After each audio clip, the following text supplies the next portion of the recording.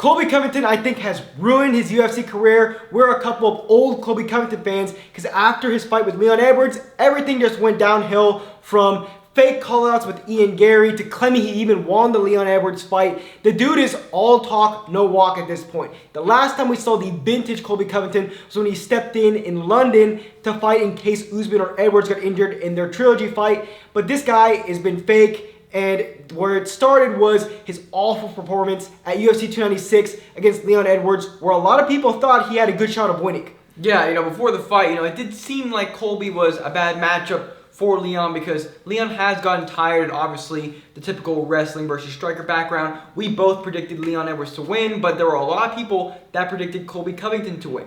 Then he goes into the fight, backs up the whole time, and he lost a lot of fans from that fight, especially with how much he talked prior to the fight. And the fact that he was saying he was going to put the pressure on kind of reminds me of Israel Adesanya saying that he's not going to just, he's not looking to win, he wants to show out, show off. Kind of reminds me of that. And, Colby Covington, before that last fight, people respected him and he had kind of this aura to him.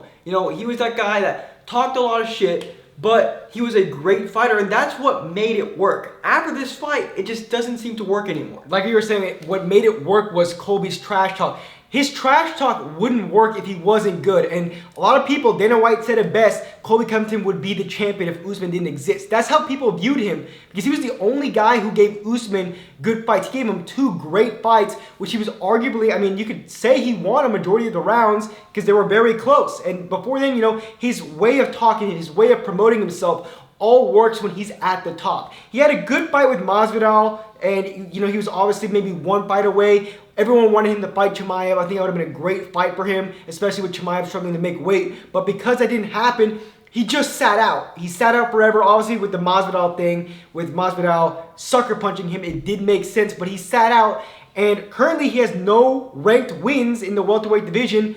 And he got a title fight versus Leon Edwards. And if you look at a guy named James Lynch, he interviews fighters and asks them who he thinks is going to win and tallies them up. It was about 50-50 for Leon versus Colby going into that fight. And for someone who didn't get a deserved title shot and went in there just to show up, basically, and he talked bad. He went, he crossed the line, in my opinion, talking about Leon's dad. To do that was terrible. And the way he reacted after the fight was also awful, claiming he thought he won. Yeah, the fans really shifted. We were there for UFC 296 for the press conference, for the weigh-in, for the pre-fight.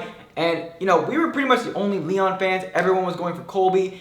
Colby was doing his little America thing. And, Colby's trash talk can be funny sometimes, so I can kind of see it. But after the fight, they all turned against him. And I'm not surprised because of the way he talked and then the fight that he put out, consistently backing up to Leon and just losing consistently. And the only hope for Colby to get his fans back was the Ian Garry fight. Yeah, because he ruined the post-fight kind of shenanigans he did, was claiming he won the fight, and then I don't think he actually broke his foot. He thinks he did. There's a couple things that made me not believe it. Like, he walked out, he didn't have a boot on, which, I could be wrong, but O'Malley did after his Chito Vera fight where he dominated that fight, and he didn't mention it in his post-fight Octagon interview, nor did he mention it in his actual post-fight interview. Leave your comments, let us know if you actually think he broke his foot. He then showed an x-ray but didn't put his name wasn't on it, so I don't believe that. But what really turned people was he was claiming he thought he won the fight. Everybody knows you lost that fight. And that really brought people down. And his way to come back, like you were mentioning, was to fight Ian Garry. Then he released an Instagram video, which we thought was a joke, where he was making these crazy stipulations for Garry and coming in the fight on the McGregor card, which would be big for Covington to get his fans back because the only person that people really view worse than Colby is Ian Garry. And it turns out he was dead serious about these insane stipulations. Yeah, I also thought it was a joke. Obviously, Ian Garry's not going to do that.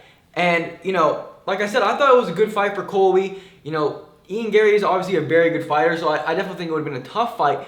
But like we were saying before, Colby lost all his fans. If Colby fought Ian Garry, I would have been going for Colby. I'm pretty much, and I feel like a lot of you guys are the same way. You guys may not like Colby Covington, especially after his last fight, but you probably like Ian Garry less. And so I thought it was a pretty good fight. But now, apparently on Submission Radio, he's saying that that ship has sailed and he's not going to fight Ian Garry. And Ian Garry was saying that he said yes, but now Colby is saying no. So it's like, dude, you're saying no to this guy. You're pretty much saying no to everybody. Like, this is definitely going to be annoying the MMA fan base. And this dude went from this crazy fighter who everyone was hyped about, who was good. Now he's not seen as a very good fighter. Now he's kind of just trying to handpick his fights. It's just incredible. It's one of the few instances where I could say that there's almost evidence that someone ducked a fight. Yeah. And that's with Colby Covington and Ian Garry, which is crazy to say. And, Covington, I think that was he was hand-given an opportunity to get his fans back, and he denied it. Colby Covington right now has 0 ranked wins in the welterweight division. I believe his downfall came from after he left American Top Team because, I don't think his coaches are not good at MMA Masters. There's no one good that goes there. And I think it was a big downfall for Colby Covington. And at this point, I think Ben Askren said it very well, that this dude isn't fighting to become a champion anymore. He's not fighting because he likes fighting. He likes what fighting gives him, a.k.a. clout.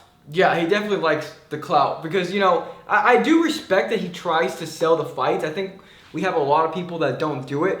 But, he's looking for easy matchups. I wonder how that Chimaev fight, why that didn't come into play. Because both Chimaev and Colby are known for, kind of sitting out for a little while.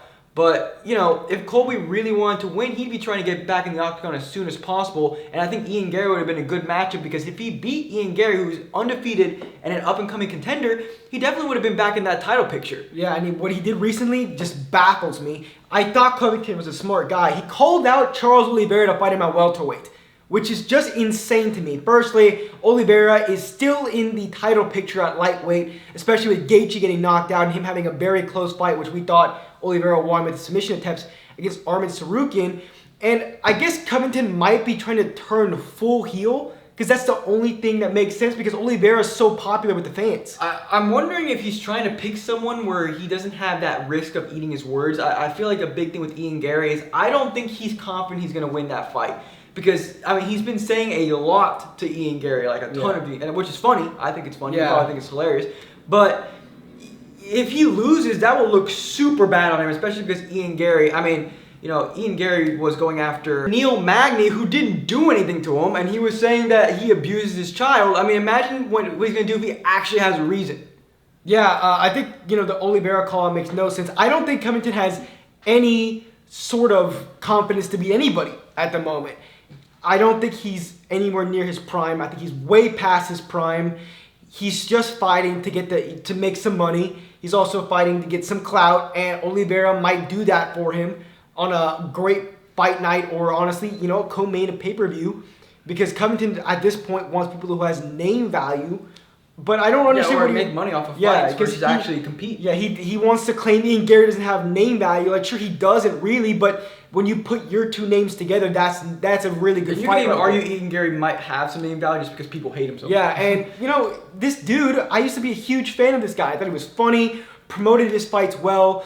The Covington-Edwards press conference, he was doing well until he said that thing about Leon Edwards' dad. And then... Because he stuttered and he had to... Yeah, and then, the guy, at this point, he's all talk, no walk.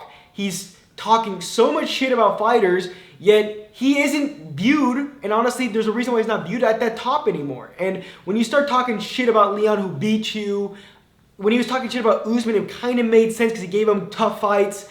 It just doesn't make any sense anymore, and he's ruining his UFC career. Honestly, whatever legacy he has is going down the drain because he's just not an active fighter. He doesn't fight for the belt anymore. He doesn't believe he'll get the belt, and that's why he'll never will.